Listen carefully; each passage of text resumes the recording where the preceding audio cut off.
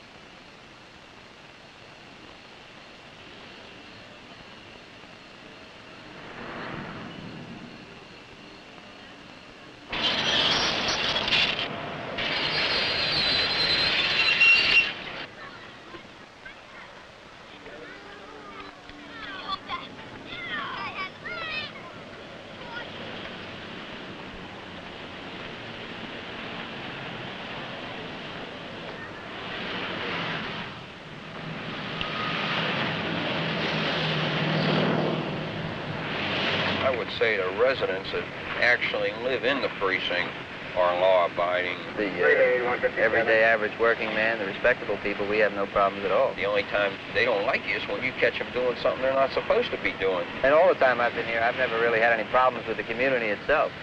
I don't consider this, you know, the riffraff and whatnot out here in the street part of the community. If you've got a job to do as a policeman, and you might get about 5% of them might give you trouble. And the other 95 don't give you much trouble because they know whether they're wrong or right, and they know who you are. Let's get somebody on it then, I mean. Wait a minute, Take this red tape paperwork. Suppose you can't write it, put a break on it, I mean. Red tape is good. They show you the form they used back when George Washington came over here. Write it all down. You know what I want from the police? What's that? I want the police to protect life and property in my neighborhood, and that's all. If you do that, then you'll cover everything else. I've seen them twice. It's twice that I can remember ride through the street. But never once have I seen them walk through the street. Never once. They don't seem to let you get along with them, you know. The police concerned, that's something I don't deal too much with, but as far as I can see and know about, it seems as though they gets along all right. As far as I know. I can't work with a road. Can't get along, man. I've been fighting roads there since I was young. Yeah, and they still calling us niggas, man. The real man to ask is the hard-working, lower middle class, father of family black man who really wants it. He's the worst prey of crime than I am. But the point is, the riot came through here and messed up everything. It burnt everything. And that's what closed them down. The white boys run. They ran.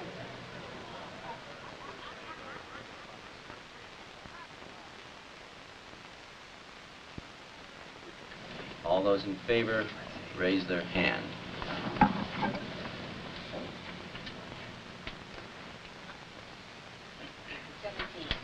All those opposed?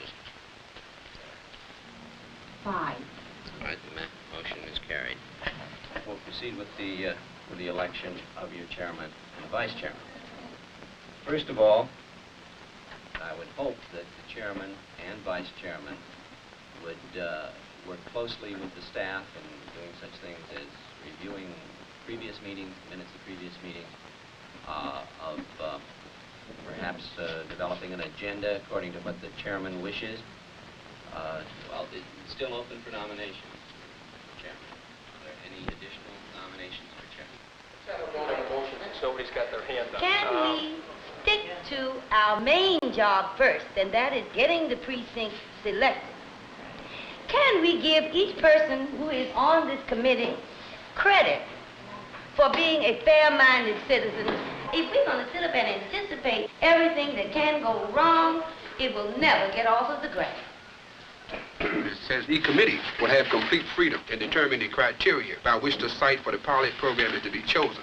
We're into our third meeting, and most of us are busy, and the thing is so simple. And I feel that the old business is simply what's in this letter. We haven't done this. And I'd also like to recommend that we ought to have a parliamentarian appointed by the committee so that all of us can quit playing games, because this is what we've been doing for the last 2 weeks. I would move that this committee appoint a committee from among volunteers.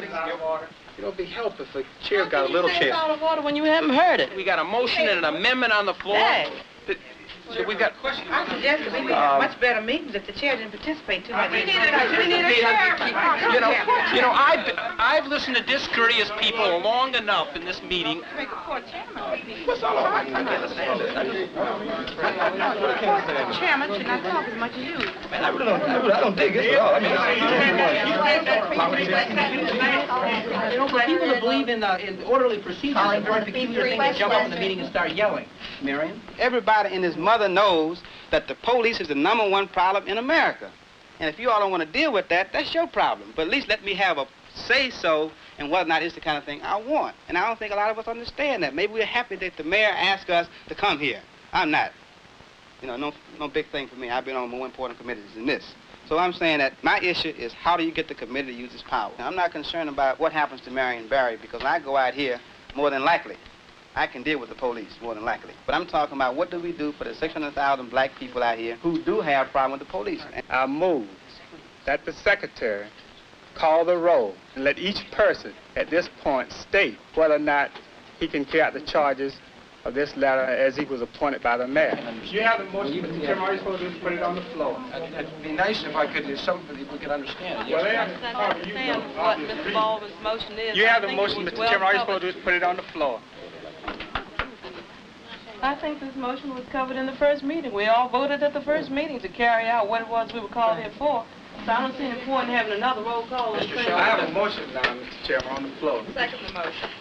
All those in favor of vote by roll call, and that was, I said originally, by roll call. Oh. Yeah, by roll call. Secretary, like to read the roll? James Baldwin. Yes. Marion Barry. No. Virgil Hines. Brown, 1st to 8th on the hour, station at 1. Moody, 8th to 13th on the half, 1:34 when Woods goes to court this afternoon, and 408T from 8 to 12. Littles, 13th to 16th on the hour, 14th and V is a school crossing all day. Marble, 16th to 19th, 1:32.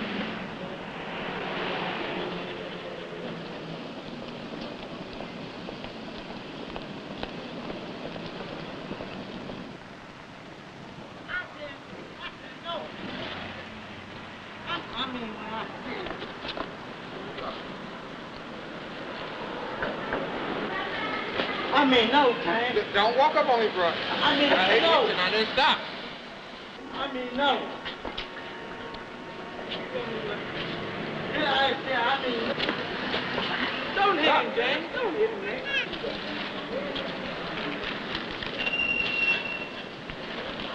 Get up, bro.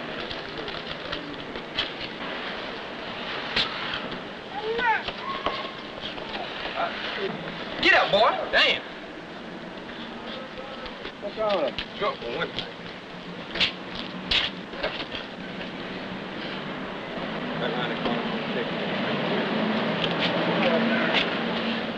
Come on, baby.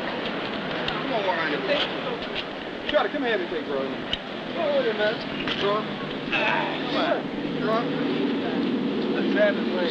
You take the coat, I take it. Carry him up there. Okay.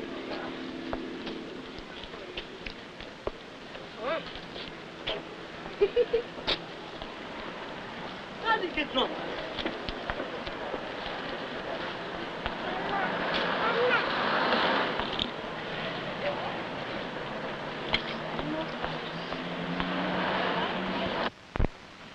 So my point is very simple. I feel that if I'm going to be out there, and I don't mind, 'cause I got a tough back, that I ought to get something for people out here in the community. I think that's my role as a leader, or in leadership position, is to get something if I can do it, and be beat to death if I can do it. But if I'm going to be beat to death, I might as well get something for it, and I'm talking about the control of this whole program. That's why I can't move ahead. That's why I got problems. That's why I can't get the enthusiasm to go. Now, it seems to me that that last statement in here says, if there are any questions, please call Mr. Shellow's office. Now, I don't know whether anybody else called Mr. Shellow's office, whether anybody had conferences with Mr. Shellow. I know I did. Mrs. Sarpy, I did not contact Mr. Shallow. I had quite a few questions, so I confess to negligence in that particular respect. I would like to ask for some direction. I'm interested in the overall objectives and specifically how, once the precinct has been selected and either erected or occupied, it will function to speak directly to the problems for which this committee was created. And I'd like to hear that from you, sir. A pilot precinct implies that there's an experimental quality to it. That means that we're going to try out new ideas. We're going to try out another relationship between the police and the citizenry. So who is we and who's going to control? We represent, in this case, the city government, no? The police. You're not really talking about this committee, then, when you say we are going to try to make innovations. Not at all. All right. Thank you. No, I want you to finish. I didn't want to. Okay. The overall goal of the project is to try to get at what we recognize is now a pervasive distrust between the citizens and the police. Now, when you talk about control, it falls short of a total citizen control of the precinct. And there was never any provision in the grant or in the plan for that sort of control. That's absolute control. Is that clear? We in the black community see the police as enemies. And I remind everybody here that I may very well be shot as I walk out of that door if I happen to anger some white policeman. I'm very much aware of that, and every black person is. And therefore, we want to control those individuals, especially since the central police force is not capable of even recruiting the capable black men in this black city.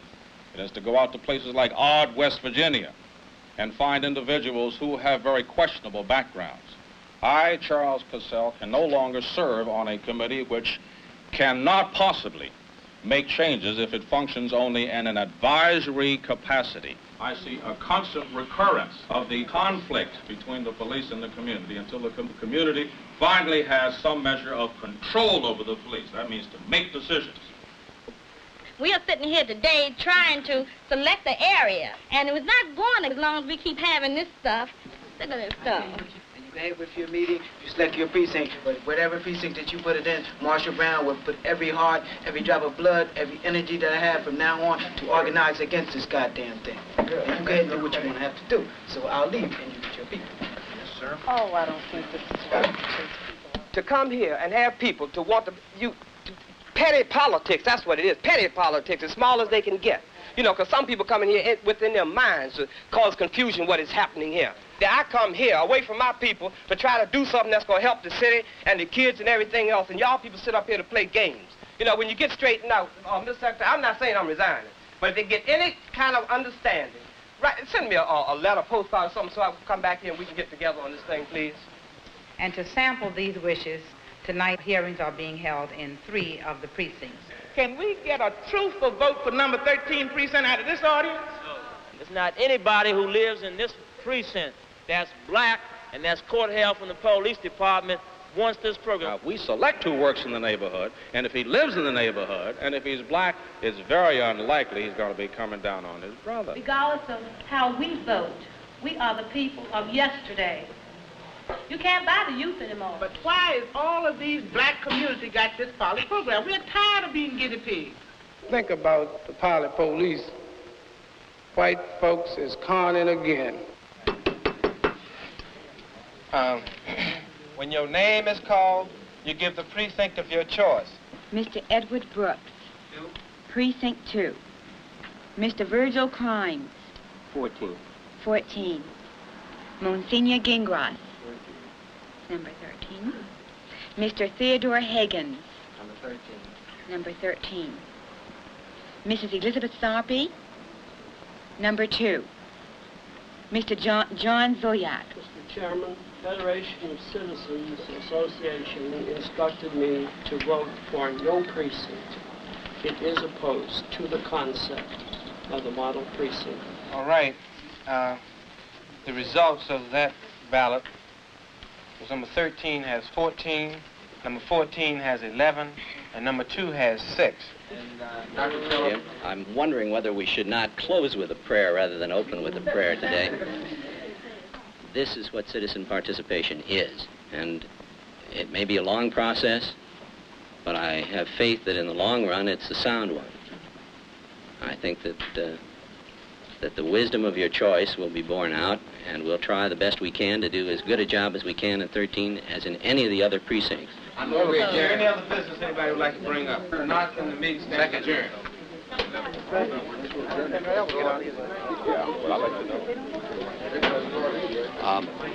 Regarding how to set up an election, this is a very complicated thing. It turns out to be also rather expensive. How many on the board? No decision on that either. I don't think you people have the right concept on this when you think that a police force is an adversary force occupying a territory. And I told that right to Mayor Washington, right smack in his face. Because they don't accept me as a first-class citizen, Oh, so I have to go do it ahead. myself. No, I'm not. Name a place where I'm a first-class citizen. Well, I think all the laws provide that you are. Well, nobody abide by the laws. They did. Wouldn't have to go to the police pilot thing. Well, now, Nobody abide by the laws. Just tell me where you're not accepted on that. I think you've got all the rights by law, haven't you?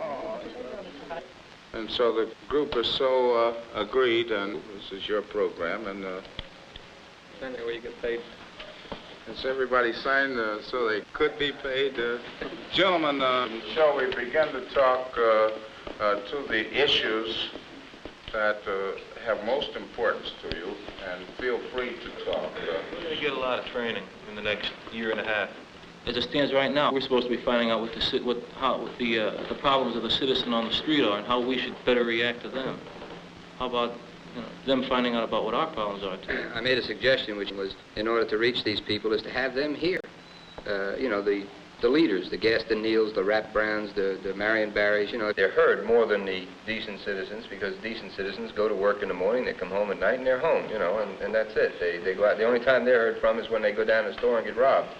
How do you gentlemen feel about how that citizens group ought to operate? Do you want to talk about it a little bit? Anything at all that we do here is worth a try to avoid some of the disastrous things that have happened throughout many cities in this country that we've all been ashamed of. I don't know. Are we getting real readings on what the opinion is out in the community? There seems to be some attitude among maybe some of us that the citizens in this precinct have a completely negative attitude towards the police officers, and I don't believe this is true at all. Maybe everybody's not convinced of that.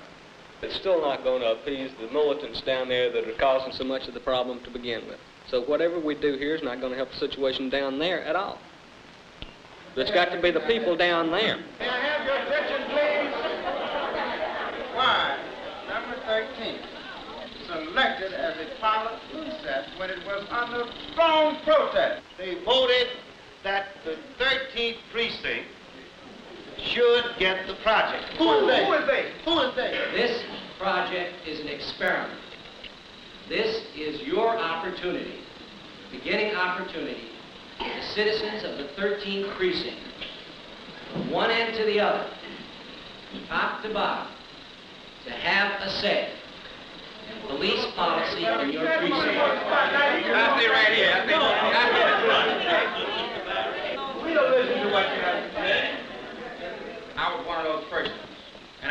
first meeting in the hope that I could get something done for black citizens in terms of police department. But when I got there, I discovered that the program had already been packaged and put together. Secondly, what we discovered was that when we finally got down to the nitty-gritty, these citizens would have more or less an advisory role rather than a control role over the police. And so I think we ought to understand here, is that we're going to let them know we don't want this precinct pilot program like it is, or we're going to control it. And if we can't control it, I think we're running out of here. That's my personal view. I tell you, I am actually ashamed that these young people are in my generation. If I were to do some of the stuff these punks are doing out on the street now, my old man would kick my fanny up around my ears. Personally, I believe a police officer's job is to enforce the law as written, and not to be a sociologist or a psychiatrist. There's a heck of a lot of times when you've got to be, sure, but they should teach you the law. Here, somebody cold cocked him right here, put him out, and this other guy around the corner, somebody he didn't want to hit him. Jesus Christ. You mean that's what the firebox for? You all right, man? Well, I know it. The pool room, running. All right, now look, Mr. Wallace. Okay. You were inside the pool room, right? Yeah. You were playing pool. Mm-hmm. All right, what happened then? You were in there playing pool. Did somebody just walk up and hit you? Yeah. For no reason at all? Yeah. They playing pool. Mm-hmm. Okay. Absolutely.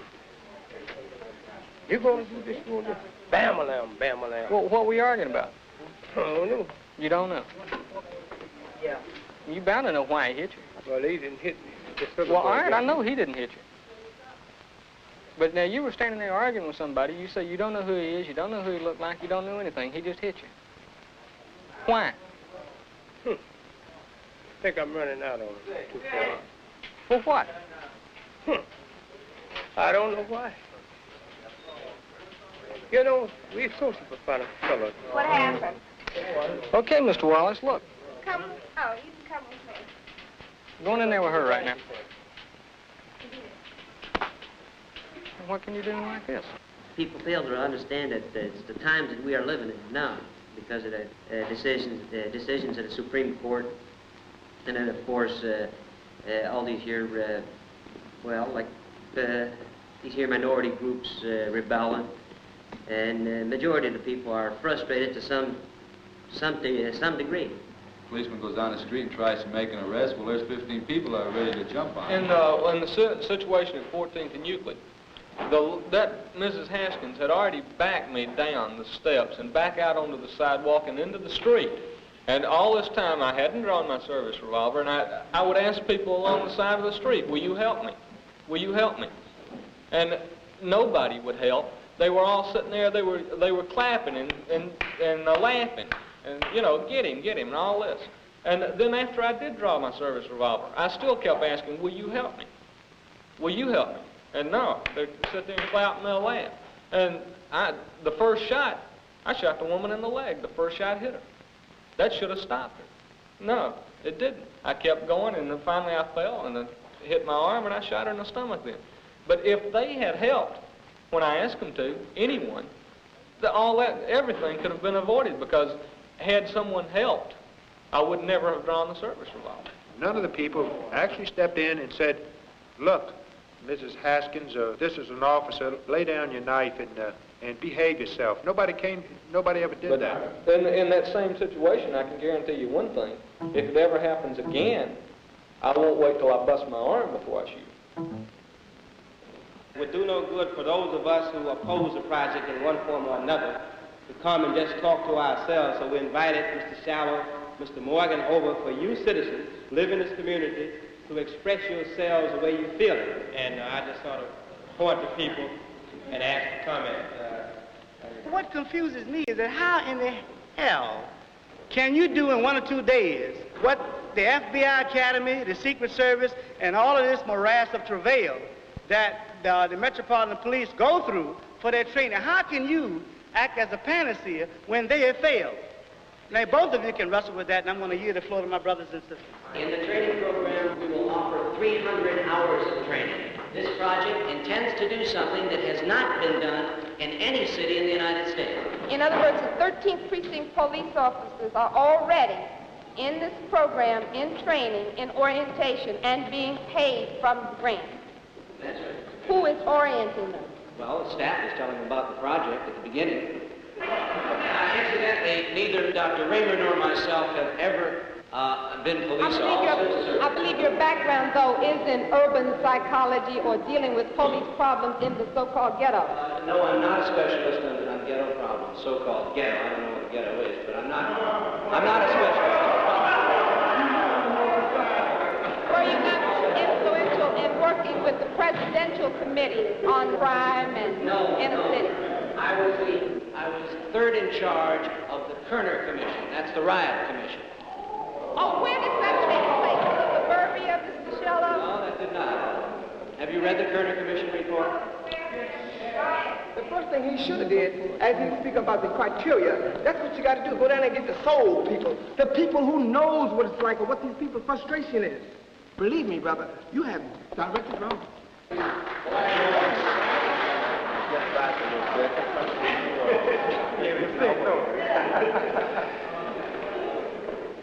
This is our third time to assemble.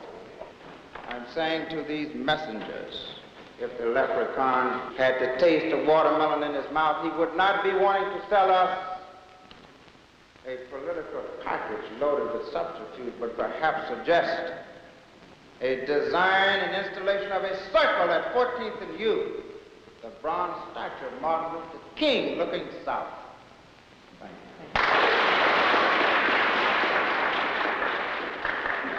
Thank you, Mr. Mayor. There it is.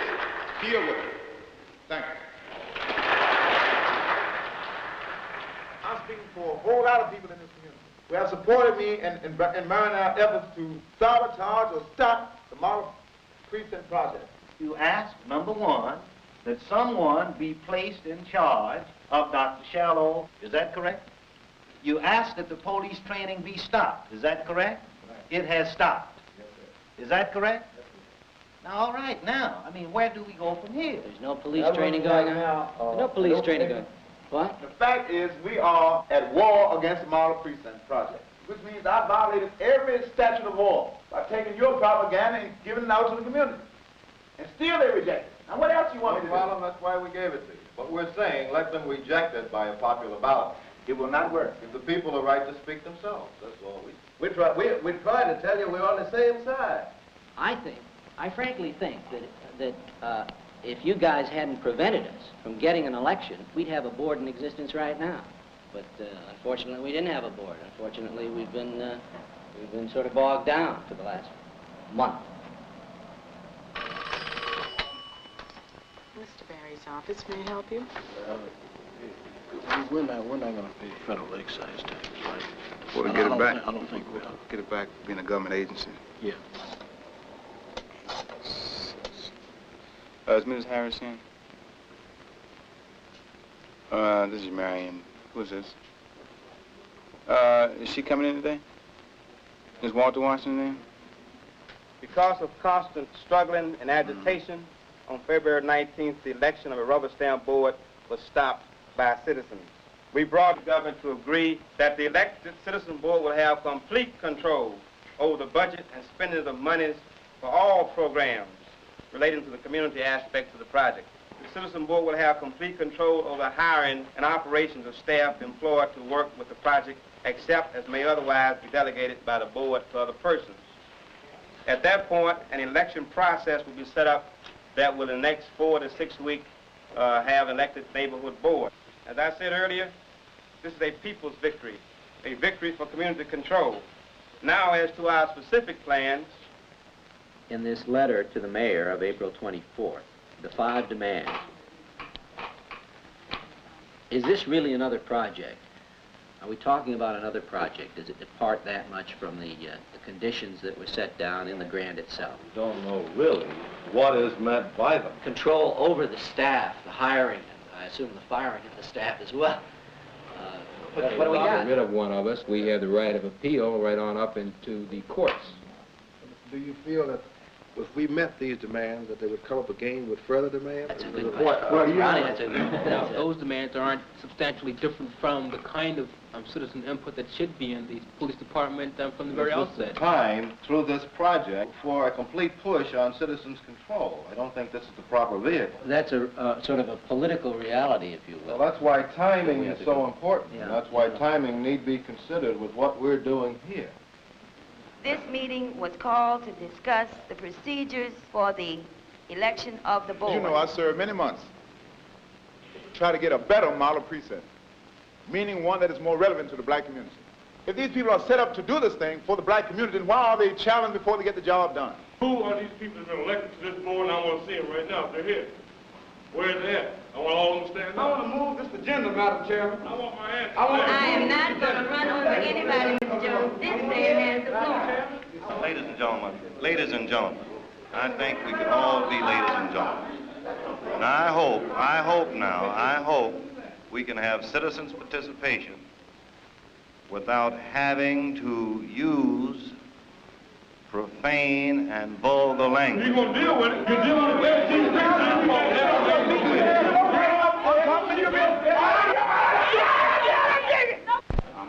Thompson, how are you? Hi, Mr. Gordon. Good to see you.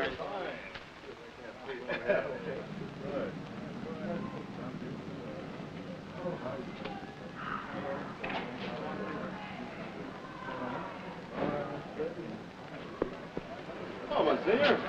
Oh, you, sir. Good. Good to see you. You want to go right in. You have the right. Yeah, you got the right.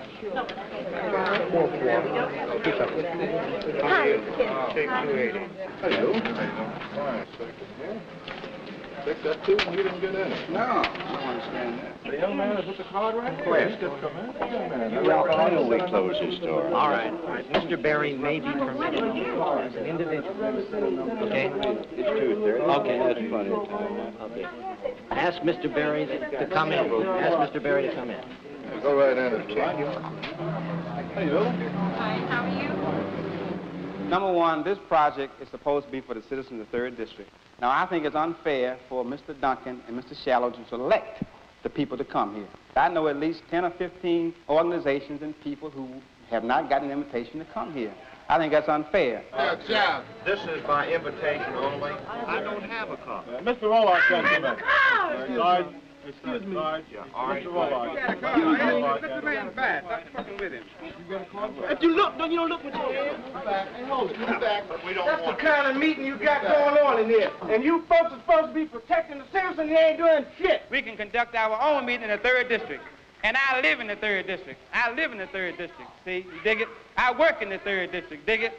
And I deserve, the people out there live there deserve the right to be here, and they're going to come in here as long as I'm in here. And ain't nobody going to put me out either. Don't push me. Oh, you gonna make me late, man. You better watch. Don't deal with it, man. Go ahead in there and break up that simple-ass meeting. We don't need the police We here. don't need all the police out. And we'll have order in this meeting. We'll have order. No, we'll have order. You know very well, We need Mr. them. Every Berry. meeting you've been You in know order, very right? well. Wait, hold it. Every meeting that we have called, every meeting we have called has been ordered. Silence. Everybody. All your crowd. What your crowd? Get up.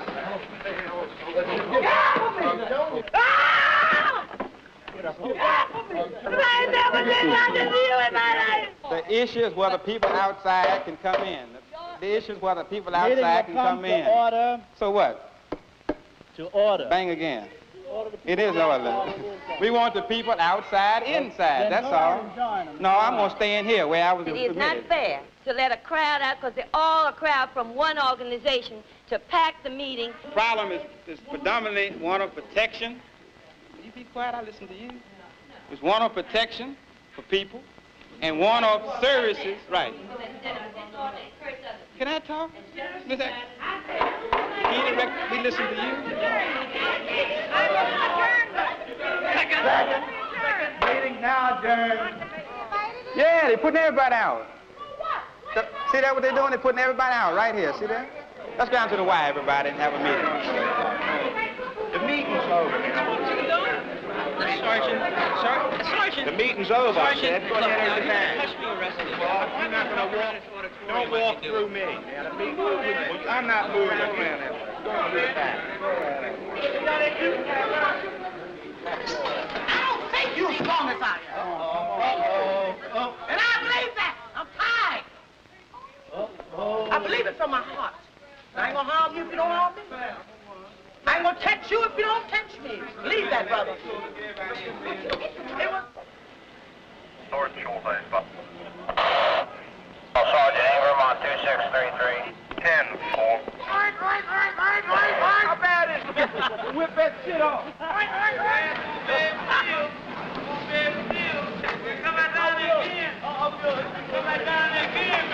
So today what you saw was some of us raising questions of who's going to control the project.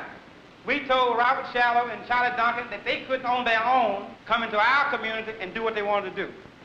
OEO, at some point, is going to have to get tired of the project going on without any board. They got to do that. For those of you all that are new, it has taken us 15 months to go this far, and we've learned a lot. So a lot what you might be thinking, a lot of questions you might have and not quite answered, just rest assured that we are working from experience, and we're going to do everything we can to protect the interests of all citizens at all times, that you have to sort of learn with us as you go and sort of trust that we're going to move and keep the thing going. Revolution has come. Time to pick up the gun. Revolution has come. Jailhouse. Time to pick up the gun. They work in the jailhouse, man. Mama hog and daddy hog was sliding around and came up with a penny. Pick up the gun. Revolution has come. Time to pick up the gun. Revolution has come. Time to pick up the gun. How hard you try, you can't stop me now. Say it loud. No matter how hard you try, you can't stop me now. Say it loud. How to the people. Say it loud. I hope that my resignation will make it possible to have a clean election.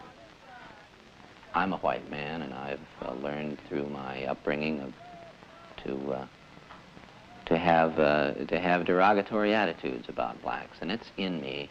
It's deep in me, just as it is in many of my fellow whites. Just as distrust and perhaps hatred of whites is so deeply ingrained in many blacks, and it's a sickness. Racism is a sickness. And it's like it's a chronic illness. It's like malaria or diabetes. You never shake it. You never can get rid of it throughout your entire life. But you got to have an antidote for it. You have to have some kind of control for it. February 7th for Roosevelt King, who will fight for you all the way to the top. How y'all brothers doing today? Brother wants you to come on out and vote tomorrow now in our election. All right. We have people of various and sundry types running. We have the whites and the blacks and the Spanish, the poor and the youth. I think, first of all, we should recognize that everybody is opposed to crime. What we really want is a police force that is our friend, but also our protector. This is just a beginning step. And I hope the citizens don't think that we are going to be miracle workers, that we're going to solve all the problems. The third district, we ain't going to do it with this board or with 5 other boards. I was born in the ward. I'm a graduate of the Morgan School down the hill. My children went to this school at one time, a number of years ago. I was on the platform Sunday night with my opponent. I don't see him here tonight. He's here. Is he here?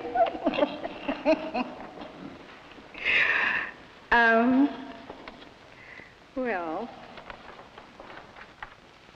I can't promise I'm coming. No.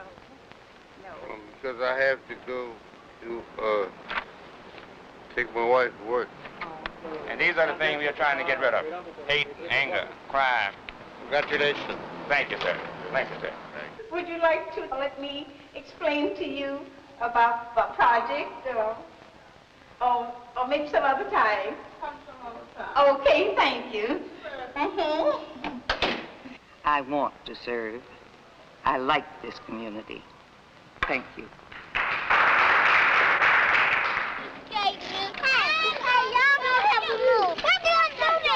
Go get your parents' dog, please. First of all, you have to register. Wait a minute. Sign right there.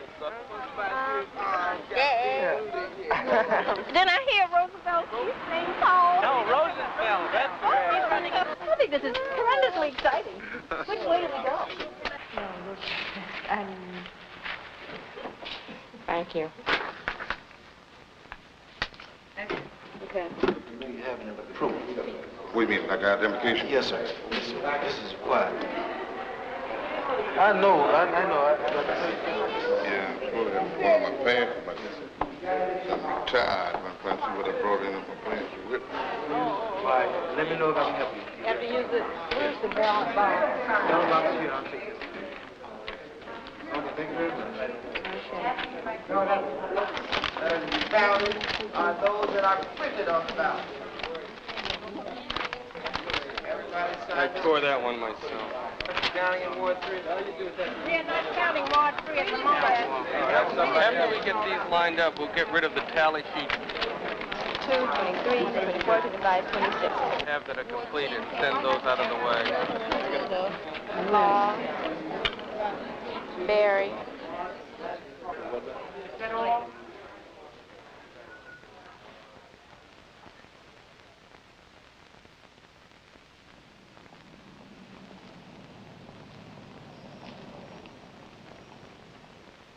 There are some things we ought to start talking about. I think we've gotten a green light to go forth and propose anything we want to, and to have broad latitude in terms of how we influence this project. And I think we'll take advantage of it while we can, because I think that at some point we might not be able to. But I do think that there are two things that just have to happen. We really need that initial program committee to start jotting down some ideas for us to consider.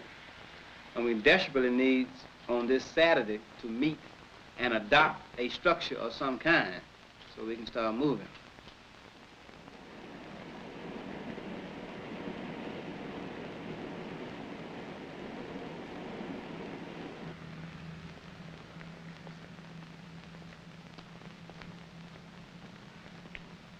The board, through the 5 standing committees, will present a proposal.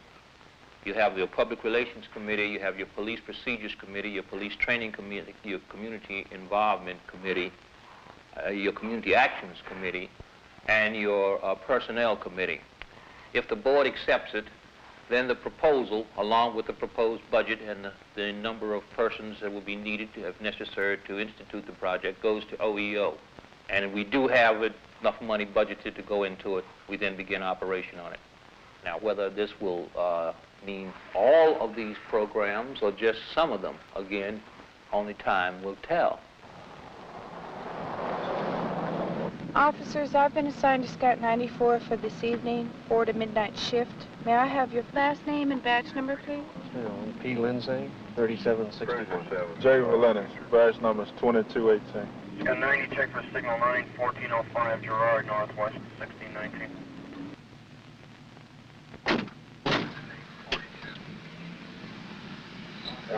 Simple. EMS there. Scout 91. Just know you're going on over. Hey, it's trouble.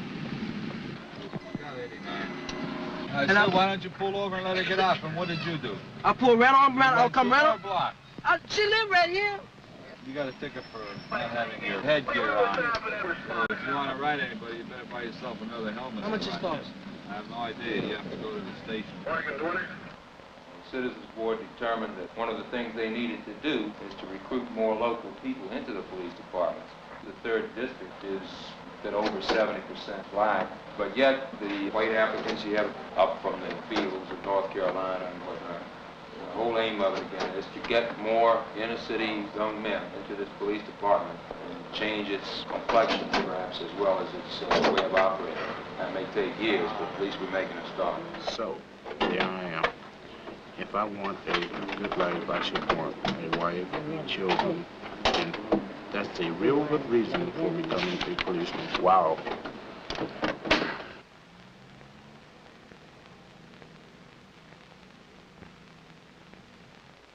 approximately 7 p.m., they were completely burnt out. They lost everything. You are the mother of 10 children? Yes. And 5 months ago, you just lost your husband. Is this right? Yes. See. Do you have any idea how the fire started? Yes, the fireman said that gasoline was all around, going all over the furniture. Mr. Wiggins, were you there at the time? No, at the time I was attending traffic school, but I'm sure that I know who had this done, but I'm not sure who did it for. Would you rather have a smaller pack of? Light. You know, you put some of that in, you feel me? Put some milk and some eggs. Because I saw that on the list last department. Well, what about some corn? You know, get eggs, like if you want me to help you do something a little later on this evening, then what I'll do, I'll just stop by and let me know. And I don't have anything in particular to do this evening, okay? All right? The people in the community are complimenting you. There's no sham. We know that we're doing a good job, but suppose, you know, like at the end of April, the fund's in, ain't no more money. What are we gonna do if, you know, like if they don't fund us? Anybody wanna react to that question? We got all the necessary criteria for this being a meaningful project, a successful program. So I don't see no way possible that it could really end. To me, it was a test thing to see what we were capable of doing, what we weren't. I want to look forward to it, but that's like everything else, you know. You know, a lot of us, man, have been into things like hustling or doing other type of, you know, illegal activities to exist.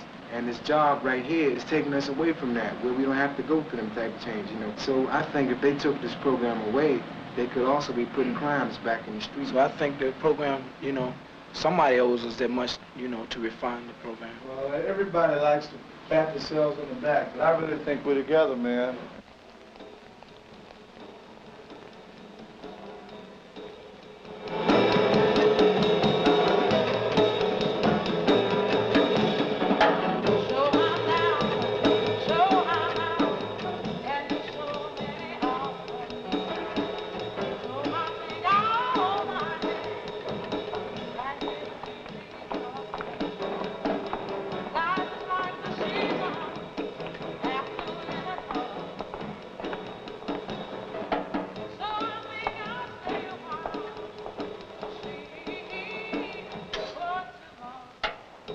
We, the Lloyd and Youth Center Drama Company, has the pleasure of presenting to you the portrayal of one of the most deadly and influential enemies of our community, King Harold. Want to buy some dope? I want some dope. Hey, Justin. Child, where my works at, man? Jack, the dope is beautiful. Man, where my works at, then, Tom? Them my works you got in your arm. Man, be easy, Jack. The dope is good. You weren't acting like that a minute ago. I was sick a minute ago, Jack. You gonna sell that kid that dope, man? And then the dope gonna make him slick. He don't want to go to school, he don't want to work. Child, that kid in the 6th grade, child, look at his books, man. And you gonna steal that kid out. Hey, Shorty. Hey, Jesse, give me some salt and water. Man, it fell out. What? Wait a minute, man. Fell out. How many times you cut that dope? Man, the dope is good, man. Give me shit to Hey, man, do something, man. It's hard not beating. I say it's hard not beating. Do something. I don't know. It's hard not beating. Don't leave me by myself, please. Please don't leave me. I don't want no fella to be tired. I can't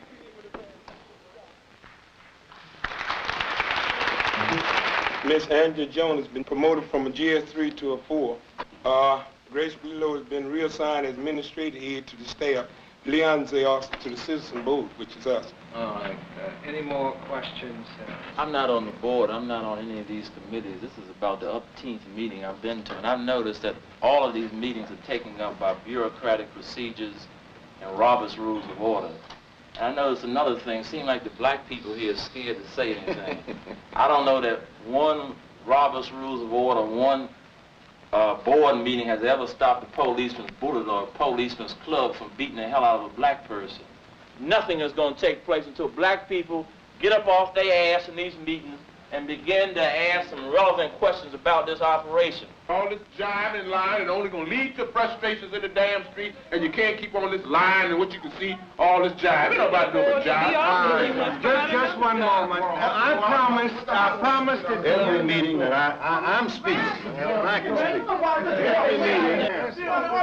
You can't tell me to sit down, fella. No, you can't tell me to sit down. Mrs. Duff will give her report. Mrs. Right. That's right. PDC. I understand where you're coming from. You understand where I'm coming from. Whenever. Right. Yes, right, yes. Just one second. That's right. Wait a minute. This is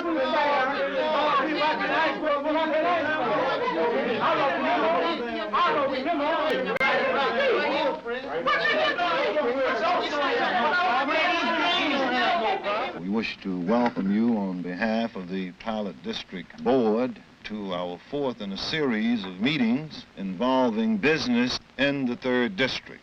Washington, please. We are in a section where people goes right by, and often youngsters will try the door. Often they will come to use the telephone. I have been wondering if there wasn't something that the police department could do to keep them moving.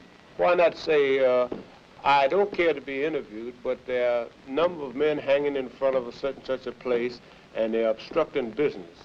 We'll come. It seemed to me that they was a more deterrent when they were walking the beat and their presence was felt in the community where I was born and raised right here in Washington. All on 8th Street, all hours of night, walking up down the street, shaking doors. But I don't ever see them in my area. If you want to do something, you have to start now. Can y'all start now? You know, y'all, everybody complaining about the 14th Street area, and I don't see nothing done. Can you start now on the police problems?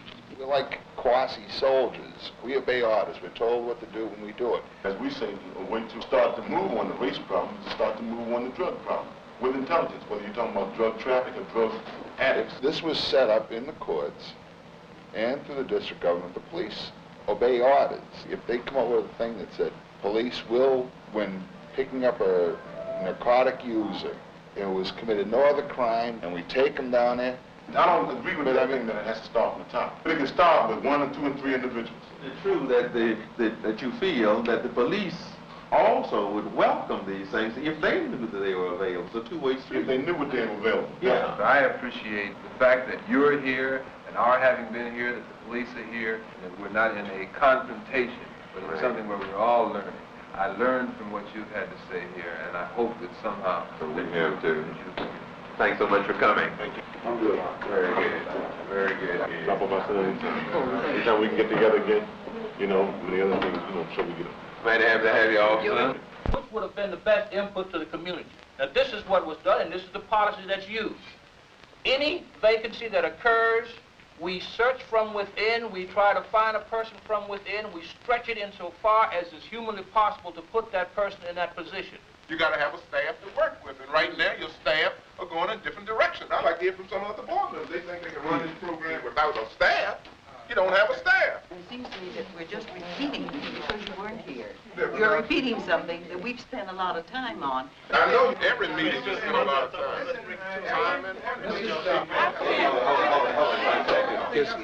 I just got here, but I don't know what the discussion is all about, but none of us on the board, and certainly Mr. Landers, is not satisfied with a lot of the things that are happening.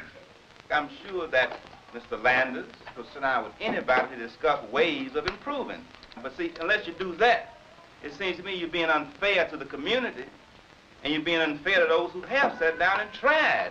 But in my business or any other business, when things are not going right, staff is not going right, you start at the top. You don't start at the bottom. What do you first do? Trial and error. So what do you first do? If error, then you fire. That's all. I know. But it's not done like that. You might dress it up some, but you're not going to dress it up at all. You're going to take a spade as a spade, that's all. My only concern is not to defend anybody, but to talk about a process. And the project expires April 30th. Maybe it ought to just die if people feel that bad about it. I still don't want to spend no more goddamn time down here. So we have to decide whether or not the project is worth programming to try to continue. And if we're not going to be programmed to continue after April 30th, I think we ought to just amble along and get through and go on home.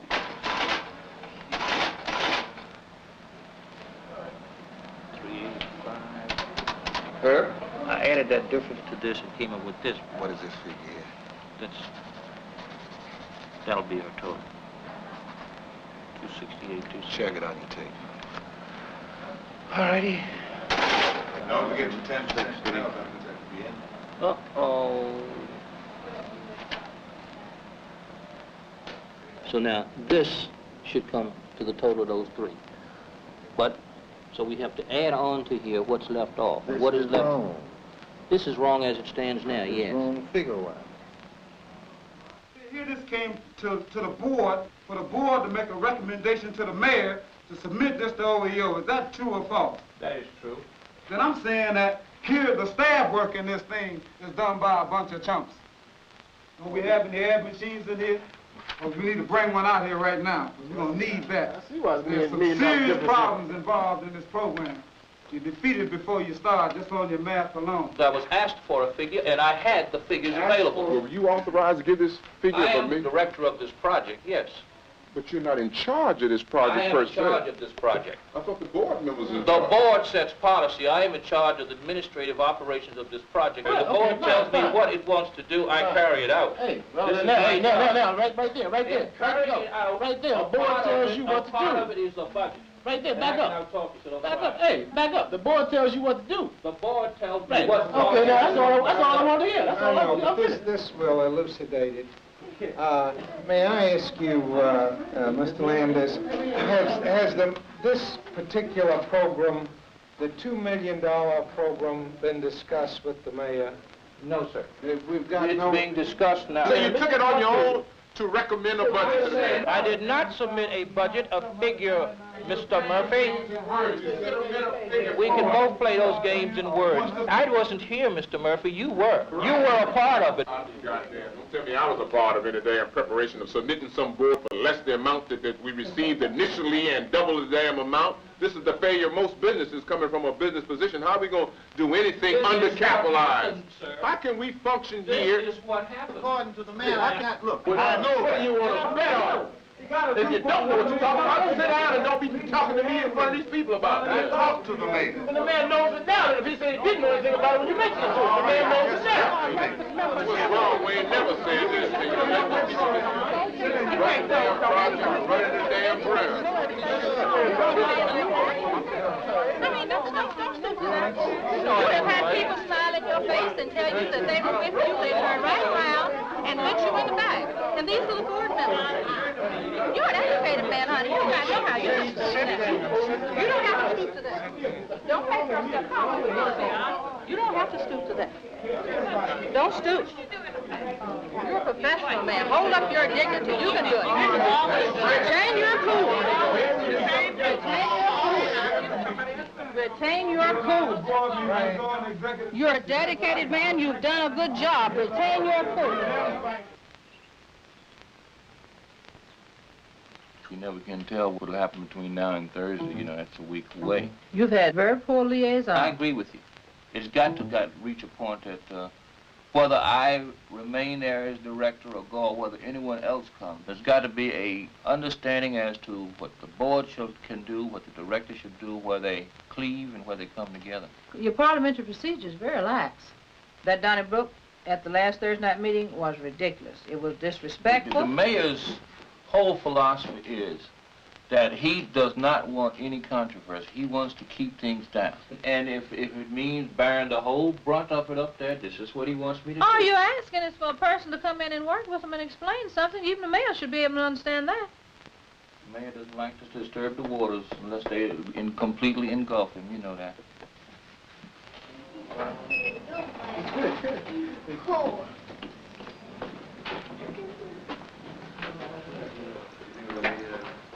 No.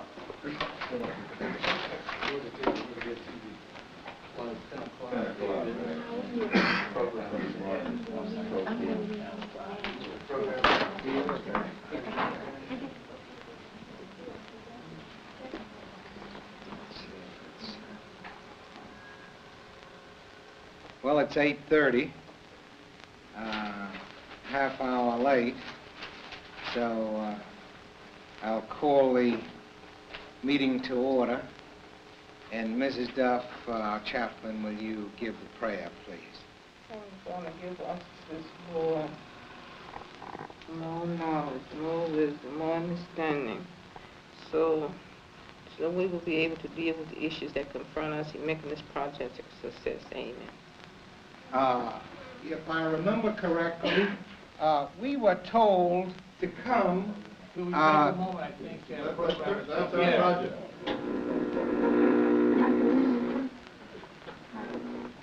It was 2 weeks ago that we were at the same place where we alerted the citizens to a menace that was getting ready to plague our community in terms of the police department indicating that they were going to fingerprint and mug all persons that were arrested for misdemeanors and for some traffic offenses. Now, we're not opposed to pictures being taken of people who committed felonies, but we think that 90% of the people that are arrested in Washington, D.C.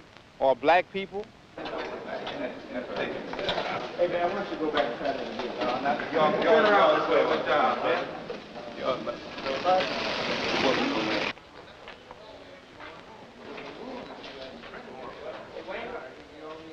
We just finished meeting with Chief Wilson, and I think everybody ought to understand that our position earlier, 2 weeks ago, was that we were opposed to the fingerprinting of people that were arrested for misdemeanors, and we've been discussing that for the last hour and a half, and we have not gotten a conclusiveness as to whether or not it will continue in the 3rd District. What are they trying to accomplish? Or what is the purpose of that? You have to ask the police department what they're trying to accomplish. I think we're just giving our position, and the chief can give his position. Aren't citizens supposed to have an input into the way the police station is operated? If it had not been for the Pilot District project and our vigilance, this thing would have gone through. So I think everybody ought to understand this is the kind of thing that the project stands for. This is the kind of thing that the project wants to do because we're there to serve the community. I think that this shows the strength and the success of that kind of project. And I think that the chief can speak for himself, but he said that in general he supports the project and the mayor supports the project, and that we're going to continue to try to get some money for it. Thank you very much.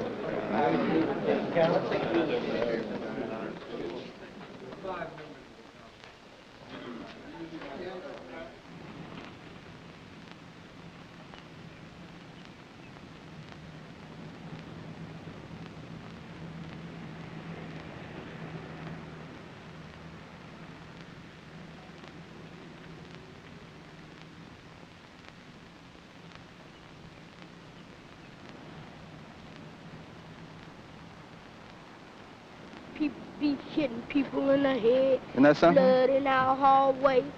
Trash, stink. Got dogs in our building. And that's the kind of life you got to live, right? People stop, fires right on. We kill each other, don't we? Right on. So we got to try to create some love and some feeling in our community for ourselves, right? What do you think about the police?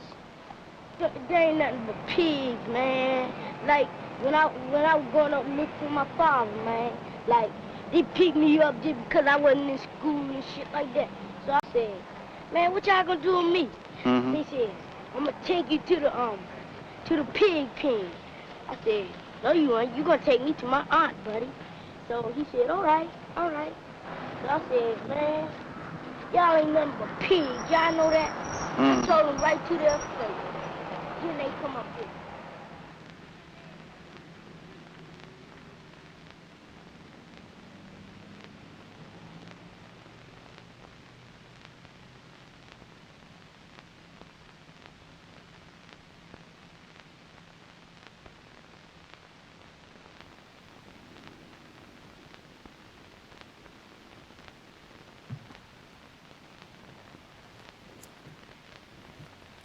So it's my pleasure now to introduce Tom Sherwood, reporter for News 4, specializing in politics and D.C. government.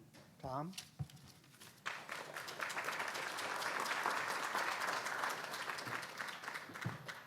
After seeing that film, I think I should be smoking. Good Lord. Well, let's bring the panel right up and get started on this. This is very interesting. Susan Meehan, a community activist and advocate. Frank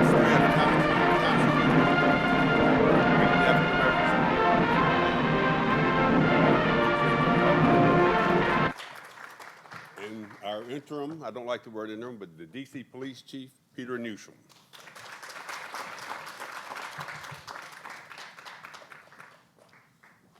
Chief, you're next to Susan. Okay. That's right. Yeah, you're good. Thank everybody for coming tonight. That's an extraordinary film for a variety of reasons other than the smoking. And so I want to thank Tom Nasdaq for starting this program. We're just going to talk a little bit about with the people here about what we just saw, and then we want your questions. You can see to your left and right, there's a mic over there. We want to hear your question, not any speeches. That goes for the panel. And so let's just start it here. You have their IDs and what you can read about them, and I think we'll get right to the programs. And I want to start with Frank Smith. You came to Washington in 1968, I think you told me. Sure did. He's from Noonan, Georgia. I won't hold it against him. I'm from Atlanta. Atlanta's a suburb of Noonan. That's, without Atlanta, Georgia would be Alabama. But Frank Smith, your reaction to that film, just if you give us a summary reaction to the film. Well, Tom, as you said, I moved here in January of 1968, and then, of course, you all know Dr. King was assassinated, and then the riots in April. So I watched the city go up in smoke, and I've said before, for a minute, I thought I'd made a bad decision to leave Mississippi to come to Washington. But later I realized that if I was going to stay here, I needed to try to do something to make it better. First of all, that's my first reaction. And secondly, of course, many of the characters in that movie are people that I got to know over the years, worked with, served with, did Orange Hat patrol with, represented that district on the city council for years. And then thirdly, the issue of police brutality, which is dogging us today with Black Lives Matter and others, has been around for all these many years. It was around during the days of the civil rights movement. We took on the issues of the back of the bus and the segregation and integrating schools, but we never got around to that issue, especially in the cities, of police brutality. And it's something that this whole movie was about. That's the underlying issue that the community was trying to deal with at the time. We're still wrestling with it. 50 years. Yep. Plus. Still wrestling with it. All right. And Susan, I want to talk to you. You've been on the city streets. You've been in organizations. You've been before the D.C. Council more times than you probably want to count. You've been in political campaigns. You simply have been there. Give us your summary reaction to what you just saw. It's interesting because my remembrance of the Pilot District project was a bit different. Number one, we ended up liking each other.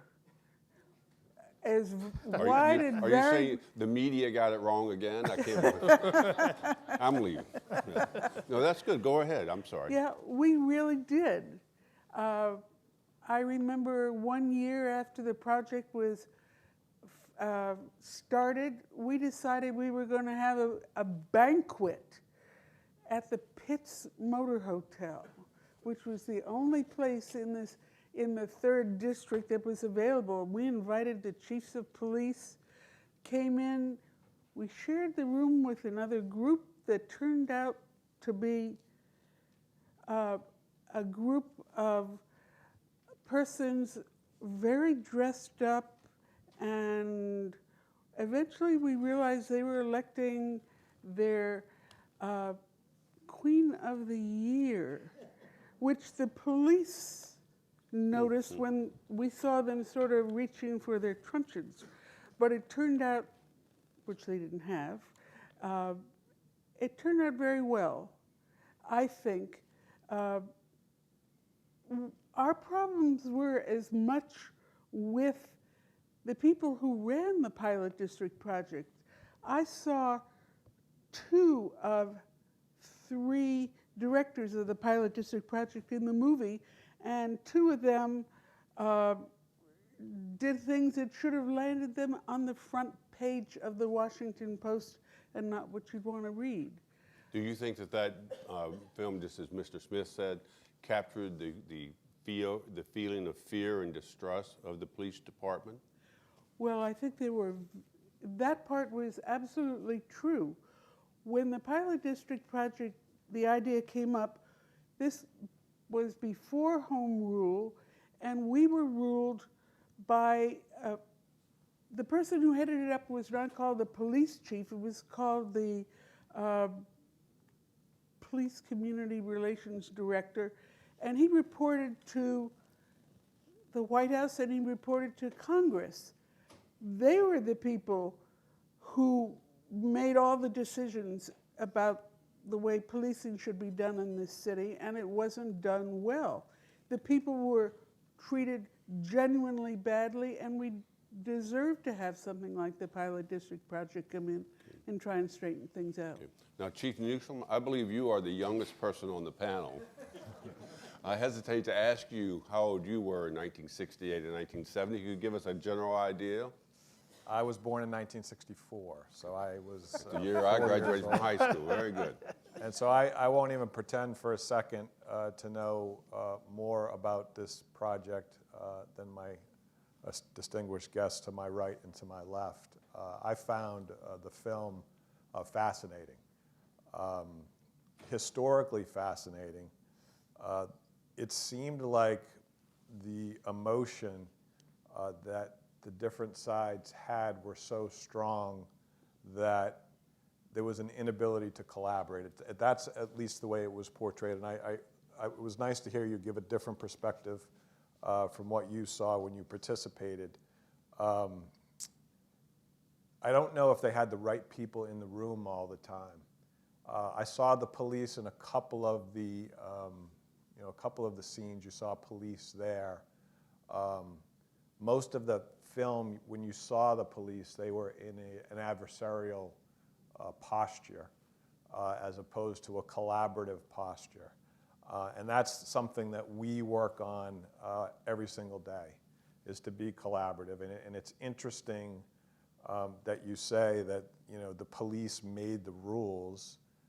The community was completely opposed to the way that the police were operating. And there was absolutely no input from the community. And the emotions on each side made it almost made it impossible for them to even pick a precinct where to begin the project. So to me, it was fascinating. From a historical perspective, to see some of the images from those days, and I look at the uniforms and the police officers. In the cars. In the cars, yes.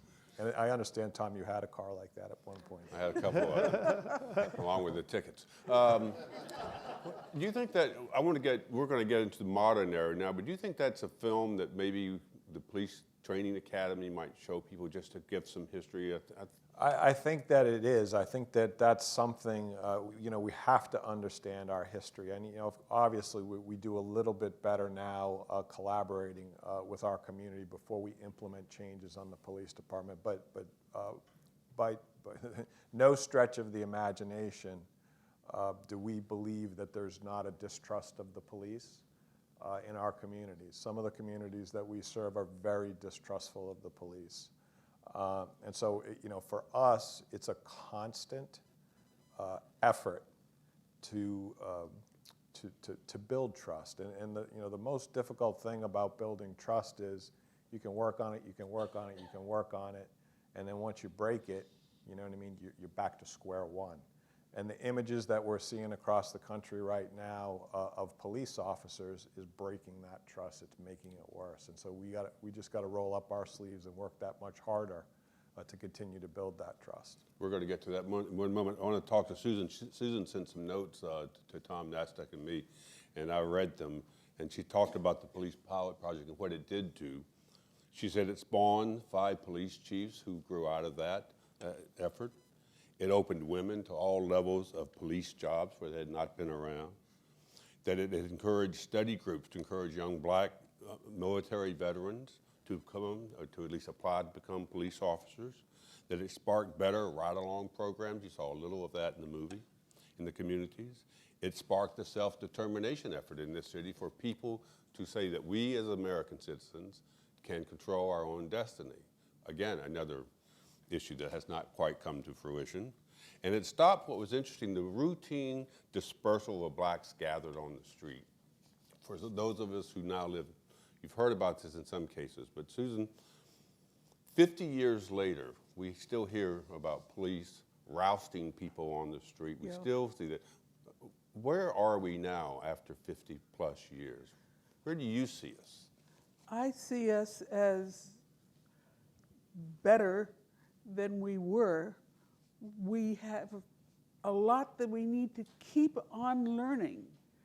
The problem with the resting, the rollers. So word we don't use anymore, the rollers. That's right. That was a term from that time. But I think that has continued to some degree. But we have more chance to look at the police and work with them. I think that one of the most useful things that we did in the PDP was to set up and continue to this day a ride-along program. It was before we had video cameras to record what the police were doing. We sent people in the cars to ride along with the police. At the same time, the community was learning how difficult it was to be a police officer, and I think they gained some real respect for what the officers were doing when the officers could see a great deal more than could the average citizen. Mr. Smith, you're an older African-American man. You heard Charles Cassell in the movie. He's the man who said he could walk out that door and be shot. Do you feel that way even now? Well, Tom, not so much for myself, but you know, I came here from picking up my 12-year-old granddaughter, and I have a 17-year-old grandson who just started driving, went on his first date last weekend. And I don't fear so much for myself, but I do fear for this tall, young, handsome scholar who could, in a day, get in an encounter. So, have you had the conversation with him? I have had the conversation. I have it with him all the time. And for those who might know, the conversation is African-American parents or family members or friends having the conversation with young people to say, be careful out there. Right, and really, so, and I do say to myself, I shouldn't be having this. You know, I spent 6 years in Mississippi in the Civil Rights Movement, all these years here in the government in Washington. We should be past that now, but we aren't. And so it's an issue that is still before us.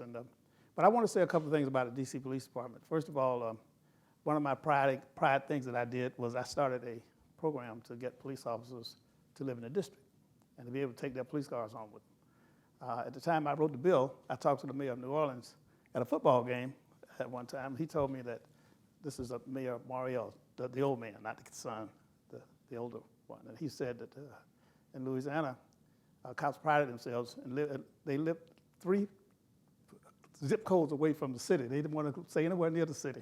And I think this is something that the country really has realized. Most of our officers don't live in the areas where they police. They live someplace else. And they live far away in our cases, away. And so the government has to have a policy of getting more people. And that was talked about in this third district. First of all, I think we've done a better job at that now than we've done then. Not good enough, but a better job. Maybe we could do something better about the affordability of housing in the district. Well, you know, the bill that I wrote actually allowed them to buy houses they could buy houses in the homestead program, $250 a piece, and the government gave them the first $10,000 to fix it up. Well, we knew that too. And they could take their cruiser home with them, which is a big deal, because it means the city bought gas for them and they could drive the car around the neighborhood. So we need to do more of that. And and I heard the new mayor talk about that in a program about what she's going to do for the police department, is try to get more of them living in the city. There's even going to be, the press conference hasn't been held yet, but I hope I'm not stepping on any announcement, but the mayor and the police department are going to align with, I think, Anacostia High School soon to do more of a police cadet program. Chief, tell us a little bit about that, then I'll come to Susan. Yeah, that's accurate. They, you know, and you bring up a really good point, trying to get young people who live in the city. First, you got to want them to be the police. And I think that my responsibility, you know, as the leader of the agency, is to present an image of a person that somebody wants to be. And I think I need to do that with everybody who works in the agency. I want young people to look at our police officers and say, I want to be like them. And frankly, right now, a lot of the kids that live in our city don't have that impression. And I don't necessarily know if it's because of the Metropolitan Police Department, but a lot of it has to do with the images that we're seeing of police behavior. And the things like the take-home program that you started has been fantastic for getting people to be interested in living in the city, our police officers living in the city. The mayor, as you know, has introduced legislation to expand our cadet program. The age of, and what the cadet program is essentially it's a job, and it's for people that, it used to be for people up to the age of 18, and she's extended that age limit. And you have a job as essentially a helper to the police, and you're working towards becoming a police officer. And right now you need 60 credits of college to become a police officer. And so that is paid for. Your college education is paid for. And extending the age gives an opportunity to young people who always wanted to go to college, may not have the means to go to college, and want to be police officers to participate in that program. So we're constantly giving thought to how to attract young people from the city to be on our police department, and it is important. One of the difficult things for us right now, and you've all heard this, is that we are experiencing a retirement bubble. So we're losing a lot of people all the time, and we got to replace them quickly because we have to keep our numbers, at a certain level. So if you don't have a pool of applicants that are coming from the city, you got to go somewhere else. So we've got us into that kind of tricky position. Did you recognize 14th Street? Did you recognize the La Diplomate? There are 80 restaurants now, I think, on 14th Street. What were your thoughts when you looked at 14th Street in Euclid and the Pitts Motel was on, I can't remember the street between 14th and 15th. Champlain Street, just up from Florida Avenue, Belmont. right? No, it's not Belmont. It's Belmont. What were your thoughts? Well, before the Reeves Center at 14th and what were you thinking when you saw those buildings, when you saw those empty storefronts, you saw the gates, and when you drive or walk up and down 14th Street now? Well, I was the council member for that ward for 16 years. So for 16 years, I had the responsibility of trying to figure out how to bring it back from those days after the riots. And that was one of the reasons why we built the African American Civil War Memorial and Museum there, so we could attract tourists from downtown to the street, spend some of their tourist dollars up there, and help with the revitalization of the area. So it took a long time to get it turned around, and we always knew it was going to change. We were always hoping it was going to change. We were praying for it to change. We didn't think it was going to change this fast. Has it changed too much? We didn't think it was going to change this fast. Or this much, because the young men and women that the chief talked about who might want to be police officers, the people who are moving into 14th Street now are a whole different world. Yeah. I think he's absolutely right about this point about trying to find to make it more attractive for young African American men who want to be police officers, men and women. And I was my grandson. His grandfather was a pilot. I would like for him to go to the academy and become maybe a pilot or something. But he's not interested in any uniformed any uniformed professions. So we've got a long way to go with young black men who have been for many years now. Not only do they look down on people in uniform, but they also they get ridiculed themselves if they start talking about that as a career. So we got a lot of work to do there. But the heart of our justice system and the heart of our system of freedom and equality is that you're going to be patrolled by somebody who's your peer. You're going to be arrested by somebody that's a local person, and you're going to be tried by a jury of your peers. That's the heart of the system. And that whole thing has been turned on its head nationwide, really, because we've got people who have hostile toward the people that they police and don't want any parts of the Susan get a word in here. And think of your questions, short questions. With the microphones on each side of the room here. You have to go there so the audio equipment can pick up your short question. Susan. I'm a Quaker representative to the Council of Churches. I'm the vice president of the Council of Churches here in Washington, and they're almost all black pastors who are members. They are losing their membership. When I think about 14th Street, I want it to be better than it was back in the Pilot District project days, but at the same time, I would I'm looking back and thinking there were people there who lived there for a very long time, and there was a sense of community that there isn't as much today, and I miss that. We used to sit outside. Is that just because you've gotten old and you don't get out as much? That's the way I feel. I just don't get out as much, and so I don't have that same sense. It's more than that. I'm out there a lot, and I think today we've gone a little far. Okay. I'd like to see the variety of people sitting out and talking to one another in the summertime, occasionally turning on the hydrants and having a little... That'd be the fire chief, not the police yes. chief. You leaned in on him like he should be doing it. But what about you, Chief? You joined the force, I think, in 1989 also? I did. And so you've seen the extraordinary change in the city. What were your thoughts when you first joined the force as an officer? Where were you in the city? And now what do you think about what you saw there and what you see when you go on 14th Street now? I mean, if you want to talk about the transformation in policing in the almost 27 years that I've been in policing, it's incredible the amount of changes that we've seen. We have progressed, and like you said, not fast enough. It's a shame that folks have to talk to their children about traffic stops with the police because their children are scared to be stopped by the police. You look at areas like 14th Street, you look at areas over there by National Stadium, the area where the Verizon Center. This city is completely different than it used to be. And that presents its own challenges for policing. And I think you touched on one of them, is the affordability of having officers live in some of those areas.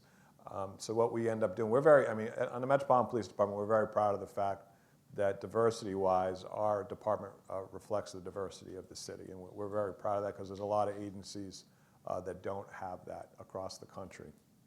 But like we've been indicating up here, just because we reflect the diversity of our community, we don't necessarily have people who have lived in these neighborhoods in the community. That's one of the things we're trying to attract.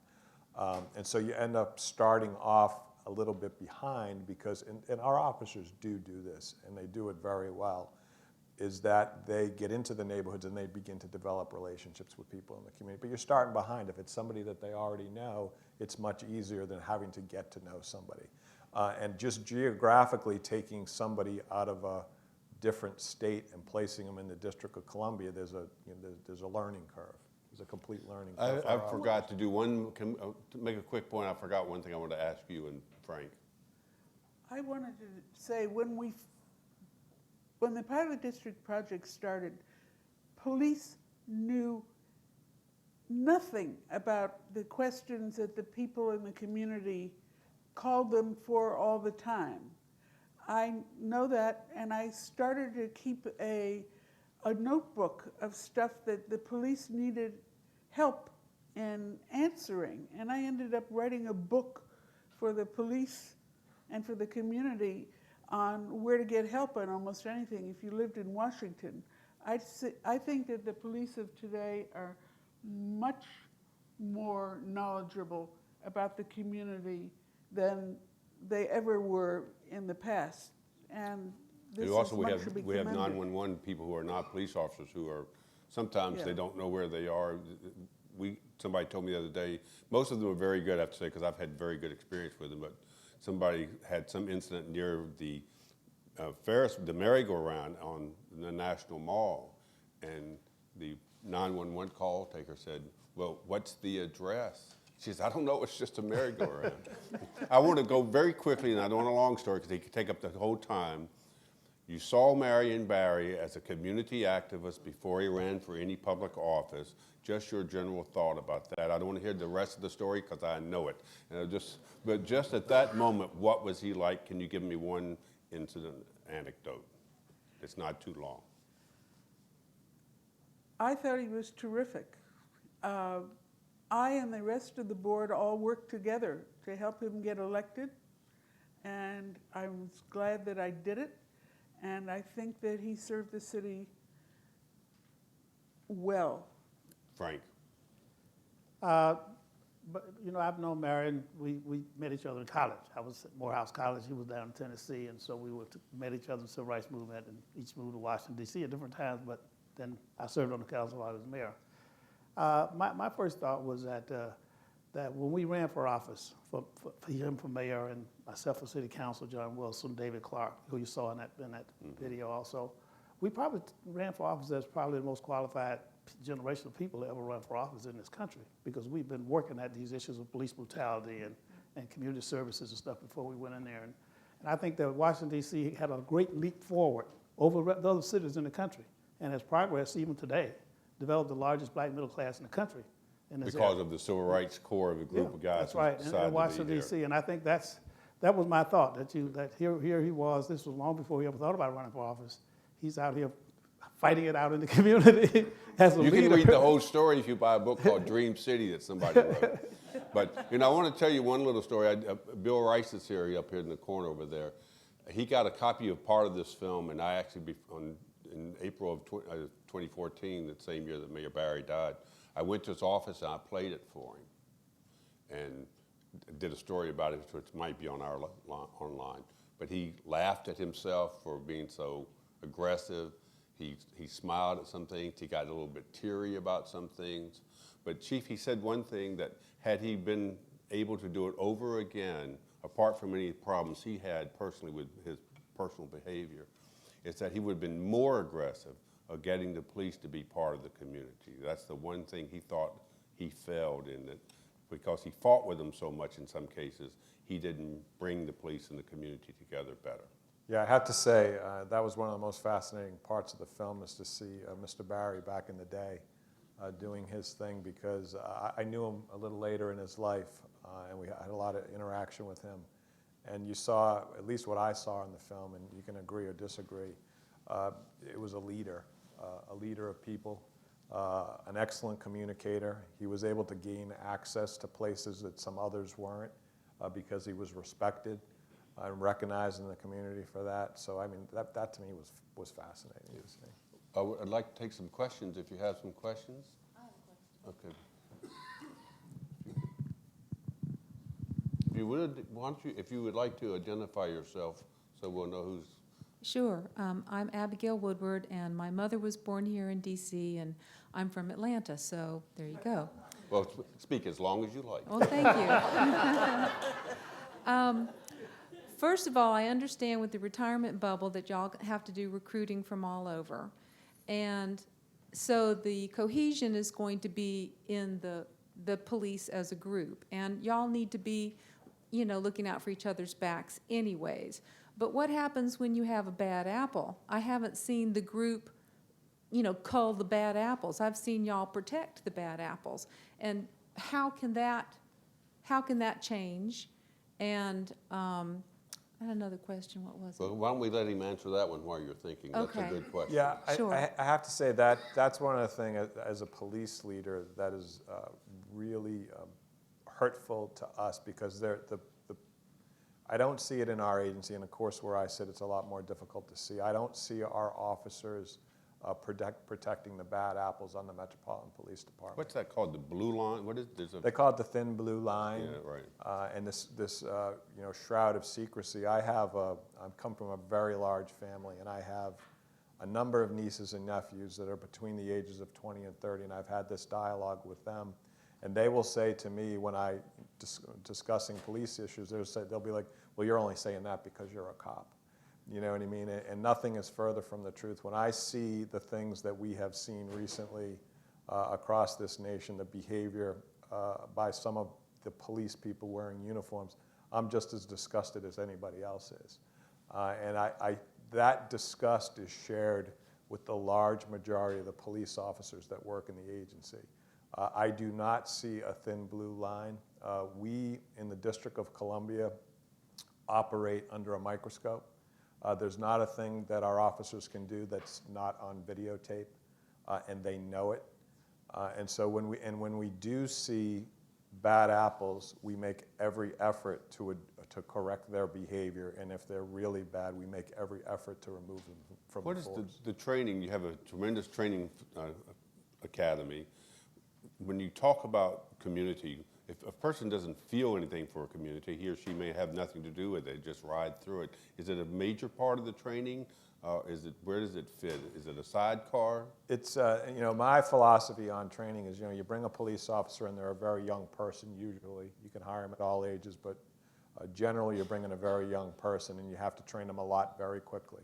And so you get them in there for pretty close to 8 or 9 months, and you give them, and there's a lot of different things you have to train them. And one of them is, and you emphasize this throughout the training, is that the number one thing that you're going to do, the cornerstone of your success, is going to be your relationship with the community. So that's emphasized all throughout the training. But they really don't know how to be a police officer until they go out there and they experience the job. And so that training, and you know, truth be told, doesn't end. It happens throughout your entire career. And that's our responsibility as police leaders, is to continue to emphasize when they do something that may have made us look bad in the images of the community, is to correct them and say, hey, listen, look how this looks, look how this makes our agency look. It doesn't make us look good. You got to do this a better way. So, you know, so I don't know if this properly answers your question, but you start them off just like anything else. They're an infant police officer when they come out of the academy. They're young people. And it's only through continued training and experience that you end up, at some point in their career, you end up with a good police officer. And before, do the military veterans get involved, the ones you hire, are they better able, having been in a quasi-military organization? You know, we have just as many, because you can either have 60 college credits or prior military service to serve as a police officer. Those are, if you have that, you can join. But there's no real differentiation as to which group, you know, you get the better cops from. They both have served us very well. Susan. Could I ask a question? Chief, the Police Advisory Board at this point does very little. It has no power. It can make recommendations, but the chief is in no way required to pay any attention at all. How about making that board, allowing that board to be a little bit stronger? I think it would benefit the way the police department is thought of in this city. That was my second question, actually. Okay, Thank well, you. Good. Thank you. Thank you for sending it over through the minimum wage. Give me the lottery number after the program. Chief, it's a very good question. Yeah, I think it is a good question, and I think it's important for me to let folks know that there is continuous community input into what we do. We have oversight by the council, who's elected by the community, and they take a very, very close look at what we do, a very close public look at what we do, and the community comes into the council hearings on a regular basis to give their input. I'm not saying that the Police Advisory Board is a bad idea, but I do want folks to know that we're scrutinized pretty closely by our communities. And if the community has an issue with the police, we learn about it very quickly. Mr. Smith, do you have a comment on that? Some people, I used to like the 1st District police station there on M Street in Southwest. I think it's 1st District. And you would walk in, you could talk to the person at the counter, but now you go in, it's like you're going into a bank. You know, they've got bulletproof glass there, and it just seemed to me one more step of removing the people from the police officers. I know that's so people can't come in and cause violence. But Mr. Smith? Yeah, I think that there's no question about the fact that there is still a us against them mentality. And I think it cuts both ways. It's the community against the police, and the police against the community too. And you see it played out nationwide in all of these cases. Are cameras helping? Yes, I think everything, yes. Because many of these atrocities would not have been brought to the forefront had it not been for these cameras. And I find it incredible that people are still shooting African-American men, even when they know the camera is running. Yeah. Why are they doing that? Well, probably because they know nothing's going to happen to them. Yeah. That they're not going to be prosecuted or anything like that. So this is an issue that's before us, that's as incredible. And as I said to you before, as a grandparent who has to have that conversation, not only have a conversation, but every day you got to think about the possibility that something might happen. I never worry about myself that much. I'm like Barry, I'm 74 years old, ain't nobody gonna shoot me. They didn't shoot me when I was in Mississippi in the Civil Rights Movement. What about the cameras? Running up and down these alleys. Because the police union welcomed the cameras, and they're very new, so you don't have a lot of detail on them yet, but what can you tell us in the community about how the cameras are either helping or hurting? I mean, it's an additional level of transparency, and I'm very proud of the men and women of the Metropolitan Police Department for embracing the cameras. There are other police agencies that are having a lot of difficulty with their membership to get them to embrace the cameras. And actually, our leadership of our Fraternal Order of Police was more than willing to put the cameras on, and we're going to be one of the largest agencies by the end of this year to have cameras on all of our patrol officers. We have a question over here. Thank you very much. If you'd like, you may identify yourself or just ask a question. Hi, my name is Pam, and I have a question about inviting other members of the community, specifically the disabilities community. So there's enough, I call it stigma, of walking while black. But if you have a disability and you are of color, it maximizes your chances of attention being drawn to you. So I consider police officers, first responders. What kind of training do you give? The reason why I ask is because my daughter has anxiety disorder, and she had a panic attack. And they came with a paddy wagon, and they were taking my daughter to juvenile. I was the one that called for an ambulance for my daughter to get medical assistance. And the officer wanted to take my daughter, chain her in a paddy wagon, and take her down to juvenile. I had the foresight, because I practiced, to find out who the officer was in charge, to ask the officers who has experience dealing with disabilities, specifically autism and anxiety, and I bonded with those gentlemen and those ladies. I was able to get the therapist on the phone who talked to the officer in charge, and instead of taking her to juvie, they took her to the hospital, but they cuffed her ankles, they cuffed her, and they carried her in the wagon as if she committed a heinous crime. That was traumatic. Me asking, okay, who's gonna bring me to the hospital with her? They told me they couldn't help me. I said, no, that's not how we do it. One of the cars has to escort me to the hospital. Jeez. And through talking with them and, remaining calm, and I was able to get that done. But what happens if I'm not there? Or what happens if the officers aren't given that training, which should be by default? Because let's have the chief answer that question. Right. I mean, you are my friend. You were here to serve and protect. So when I look at you, even if I have to remind you by saying thank you, I know that you're here for the betterment. But a lot of officers don't have that mindset. So what happens to our children when we are not there? Let him answer the question. No, I think, first of all, I want to apologize for your experience. That sounds like a horrible experience as a mother to have to see that with your own daughter. So on behalf of the agency, I want to apologize that you had to experience that. And you make some excellent points, and I think policing in general is advancing with regards to dealing with folks who have disabilities and mental health issues.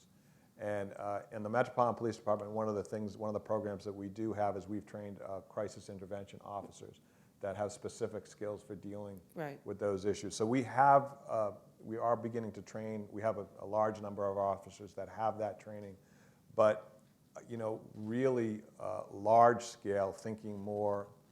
That's really not an intervention that a police officer should be involved in.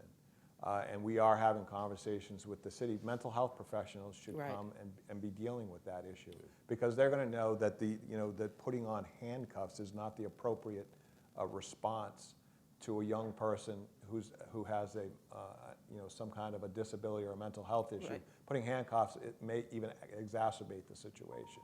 So those are the things we are looking at. With you personally, your experience should not have happened. And I would hope that maybe I can get your information later and we can look into it and make sure it doesn't happen again.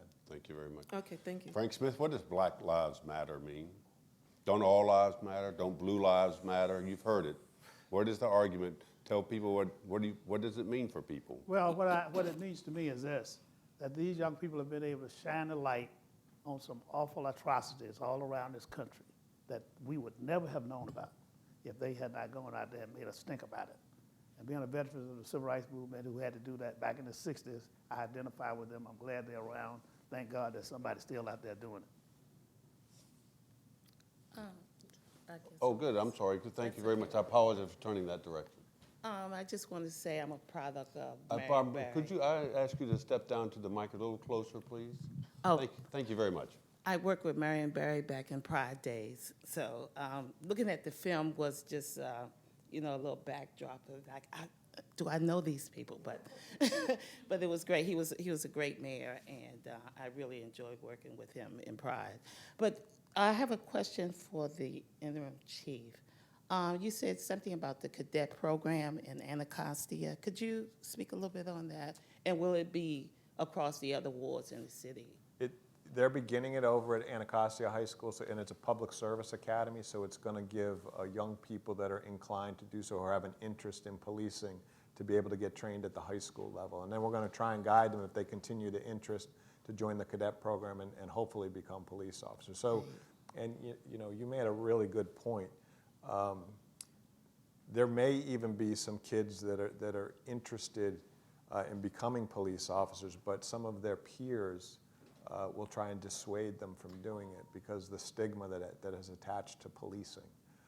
But I think if we get into the school, and we're going to start in Anacostia, so that's the beginning. If we start in Anacostia and we have some success, I think there's a good probability that we're going to expand it to some other places. Okay, good. Thank you. Thank you.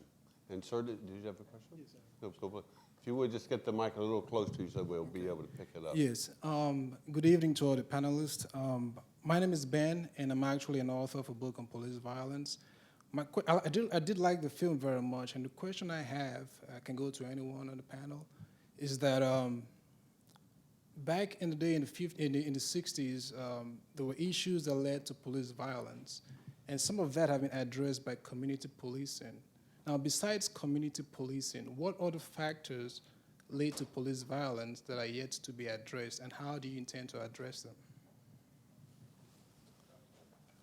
I'm not sure I got the question exactly right, but police, maybe restate the question again, I think. Yes, there are several factors that could lead to police violence. Now, one thing that has been addressed is community policing, having police officers from the area to be in the police force. Now, besides that, what other factors lead to police violence that you know of, and what are you trying to do to address those issues? Well, in order to make, it's jobs, housing, it's a long list of things, whether it's mental health, it's everything. Also, Tom, community policing is not just having officers live in the neighborhood. Right. It's having officers get to know their community. We've been trying to get these officers out of the cars, walk around, and the heart of policing is this. If people aren't willing to give you information on what crime, who did the crime, you watched that in the movie too, who are willing to give you, tell you what happened, you weren't there, the police officer wasn't there. The only person that was there was somebody in the neighborhood, and if those people don't talk to them, then they're not going to ever solve these crimes.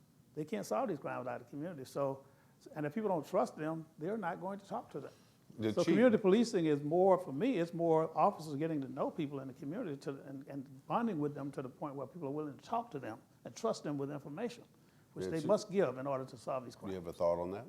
Yeah, following up on that, it seems to me that there is one kind of policing that needs to be done in neighborhoods where people are living, and a different kind of policing that needs to go on in the downtown areas.